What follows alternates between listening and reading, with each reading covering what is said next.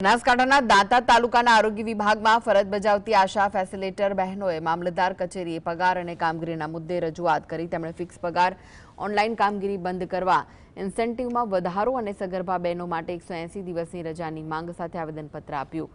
ઓછા પગારથી આજીવિકા ચલાવવી મુશ્કેલ બનતા સરકારી ધોરણો મુજબ ઇન્સેન્ટિવ અને નિયમિત પગારની માંગ ઉઠી છે।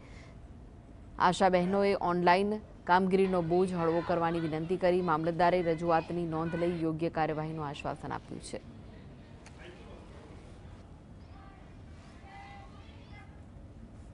મારું નામ વાઘેલા હેતલબા મહેન્દ્રસિંહ। હું કાંસા પીએસસી માં જોબ કરું છું, ગામ પેથાપુર, સબ સેન્ટર પેથાપુર। અને મામલતદાર કચેરીમાં અમે આવેદનપત્ર આપવામાં આવ્યું છે। આપવા આવ્યા હતા બધા આશા વર્કર અને ફેસિલિટેટર બહેનો। અમારી માંગો એવી છે કે લઘુત્તમ વેતન અમને આપવામાં આવે અને જે આ ફિક્સ જે વધારા છે એ બધું અમને નથી માંગ થતું અને અમારી માંગો જે બધી છે એ પૂરી કરવામાં આવે।